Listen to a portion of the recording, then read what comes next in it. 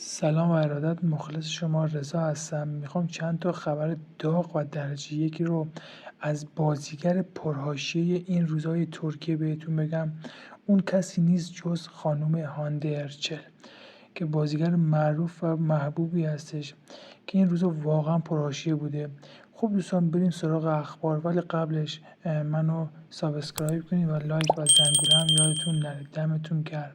اولین خبری که پخش شده اینه که بازیگر محبوب ما خانم هانده ارچل مورد انتقاد بسیاری از طرفداراش قرار گرفته. توی سریال دیگر، توی قسمت آخر این سریال میبینید که واقعا نتونست به درستی جمعش کنه و اینکه مورد انتقاد قرار گرفت و این انتقاد باعث ناراحتی هانده ارچل شد و اومدن طرفداران این بازیگر اخباری شایعاتی رو پخش کردن که میخواد از بازیگری انصراف بده و کلا بازیگری رو بذاره کنار، ولی اومد تکذیب کرد و گفت که نه، اینطور نیست و من به بازیگری هنوز ادامه میدم.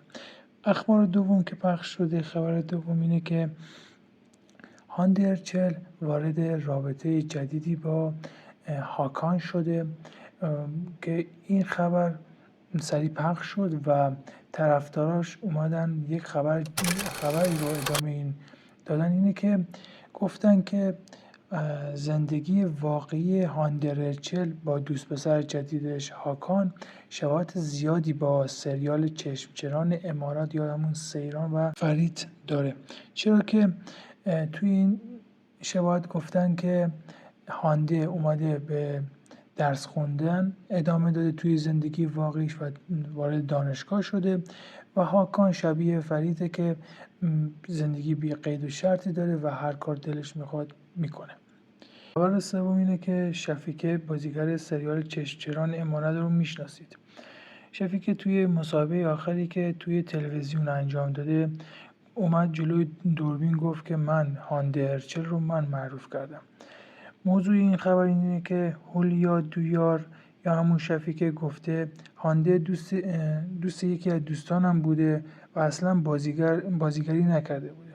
باهاش آشنا شدم و خیلی ازش خوشم اومد که اومد توی 3 قسمت از سریال تاتار رمضان به عنوان بازیگر مهمان بازی کرد. از کارگردان خواهش کردم که هانده ارچل رو توی بازیگرای اصلی بیاره، اما نشد. دلش میخواست که بازیگر بشه. هانده رو با مدیر برنامه‌های اون زمانش آشنا کردم و همیشه در تماس موندیم.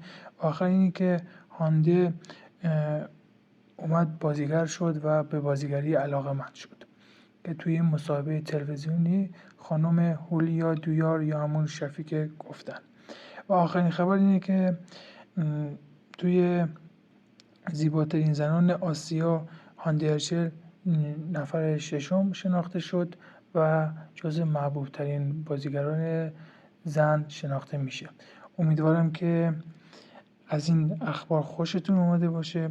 لطفاً کانال من رو لایک، سابسکرایب و همینطور زنگوله رو بزنید، چون که اخبار جدید از بازیگران ترکی من قرار میدم و همینطور سریال هایی که جدید هستن.